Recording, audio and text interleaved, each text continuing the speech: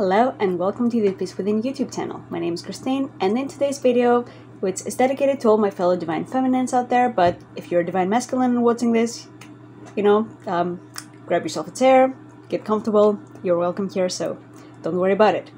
But yeah, it's mostly focused on the Divine Feminine energy, and because I see it a lot in the collective, a lot of fellow Divine Feminines really struggle with attracting their Divine Masculine. I feel like it has to be a struggle and it has to be hard. And this hasn't been my experience at all, and I would like to share why and what I did in order to make it so effortless. So, a little bit of background for me. I've been in union for the last 5 months already, and time really flies when you're having fun. I didn't even realize, I was calculating today, I was like, wait a minute, it's been a while since I've been in union, how many months have I been in? And it's like, damn, it's been 5, okay. So yeah, it's super fun. And yeah, we have a really good relationship. It's very grounded and it feels like any other relationship pretty much, but there's so much depth and peace there, as there's always with twin flame relationships. There's so much love to explore, so much depth, and you always go deeper in love and peace. So, eternally so. It's really good. So yeah, the points I would like to make here, let's start. So the first thing I did in order to really attract my Divine Masculine was to pretty much choose to be responsible for myself and take responsibility for all my shit. And yeah, a little bit of tough love here. So you're always having an inner experience as a divine being. Nobody outside of you has the power to make you feel sad, happy, peaceful, insert X feeling here. Nobody has this power. Whenever you feel triggered by something that happens on the outside, it's because it's reflecting something within your consciousness to be healed. So let's say your twin flame is ignoring you, and this pisses you off. Well, if you apply the mirror exercise there, you will say that I'm upset because my twin flame is ignoring me would be I'm upset because I'm ignoring myself. So yeah, go find that part of yourself that is ignoring yourself, have a chat with her, and yeah, just love her up, right? And that should bring, well, that always brings peace to this part of yourself that was upset. So it no longer matters, okay, I'm ignored, whatever, I don't care. Living my best life here. And this is so important because when you make your twin flame your source, then this is a very repelling energy. And this applies also to the Divine Masculine. If your Divine Masculine was really oh my god, please love me, that's not very nice, right? You'd be like, what the hell is wrong with you? And it's not a very attractive energy, right? It's very desperate. And nobody likes desperate. Come on. And in soulmate relationships, there's so many tricks that they teach you. Oh my god, wait 5 hours to respond so that he doesn't think you're desperate, right? You don't need to play games with your twin flame, but on the other hand, they can tell if you're desperate. Because your twin flame is you, so you share one consciousness. So if you're exuding this desperate energy of you're my source and I love you forever, but in a codependent way, of course he won't like that, right? So it's okay. If you are there right now, it's okay. Don't judge yourself. I'm not saying this from a judgmental place, but from a place of bringing awareness to this pattern. Because yeah, it's not a good pattern, right? So what you want to do to heal this is to see yourself as your source and to put your own joy first. Make it your priority. Are you feeling happy right now? Are you feeling peaceful? If not, how can you bring lasting peace and lasting joy into your life? And lasting is a very important word here, because yeah, you could say, oh, I can just go partying all night and do lots of cocaine or whatever, drugs. That's, yeah, you feel good for 1 hour and then you get this terrible hangover the entire day, plus all the other issues with health, right? So yeah, don't do drugs in order to be happy. Really find the happiness within. And lasting happiness comes from letting go of toxic relationships. It comes from embodying your life purpose. It comes from a close relationship with God or source or whatever you want to call this infinite intelligence that created you. So yeah, always make sure that it's sustainable. It's not just the high energy of I got high because I got a bit of drugs, or I meditated 5 hours a day and I got high. That's not lasting happiness. It's all about balancing the actions that you take in the world, as I was saying, by letting go of the toxic relationships and all that, and also doing your inner work.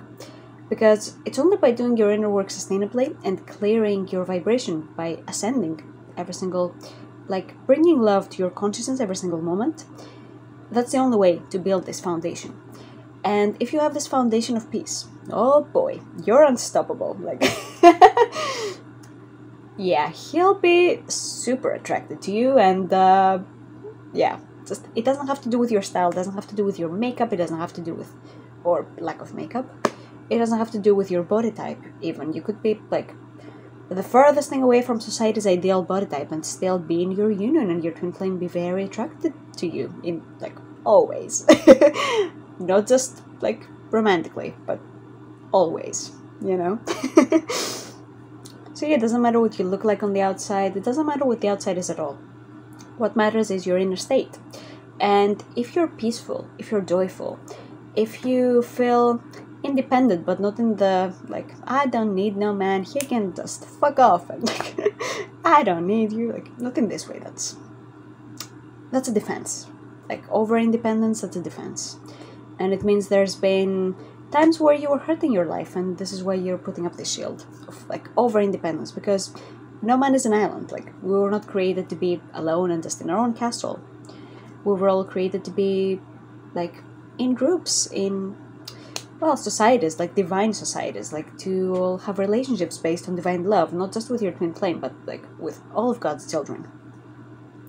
And the relationship you share with your twin flame is more intimate and more, like, and much deeper, but you can still have deep relationships with, you know, your fellow brothers and sisters in God.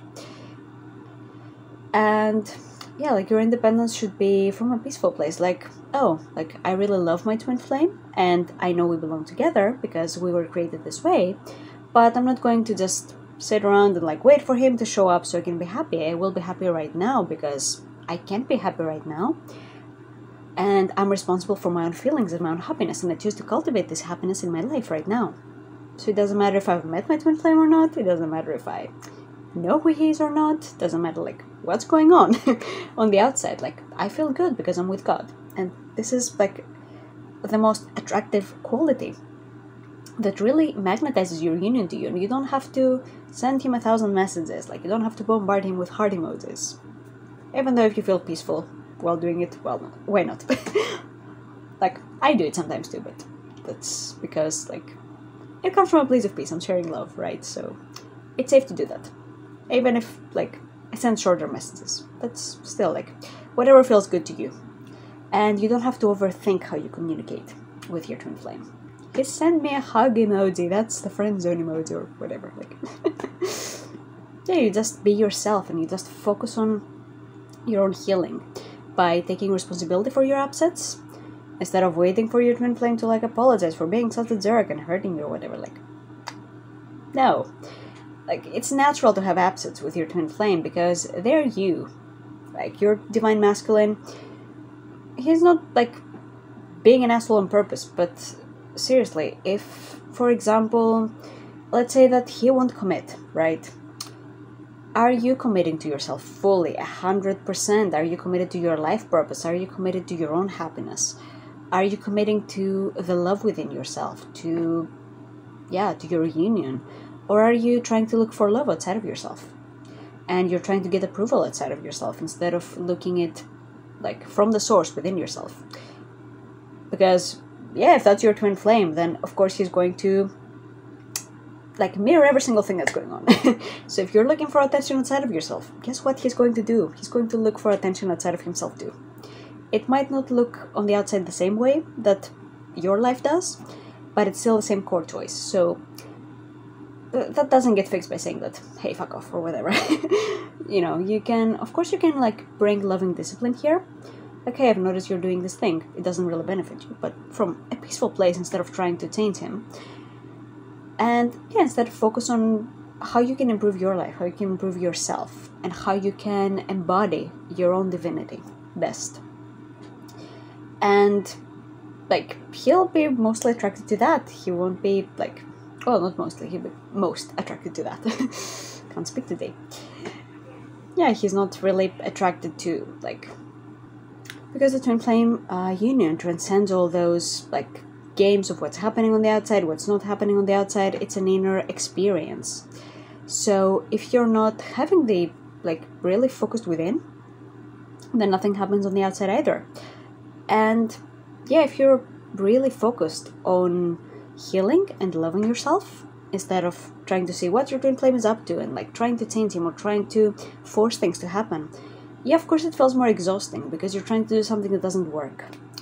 And yeah, it might look like it gets you some result or whatever, but it's only it's just staying stagnant by doing this. So focus on within, most important part here. And you can trust that, and you can surrender, let things happen on their own, and there's no way you can miss your union. If you're really committed to doing the inner work, it will always be there, right? It will always manifest. It doesn't matter how long it takes, right? And resisting it always blocks things from manifesting. So releasing this resistance and just surrendering to the process and focusing on yourself, as I was saying, but in an inner way, not just, oh, I'm focusing on myself, I did my nails today. Yeah, sure, that's all fun and games, but yeah, doing something for yourself on a deeper level by doing your spiritual work, doing your inner work, healing those upsets, and purifying your consciousness. That's what's really the most important part, not how you look or what you do.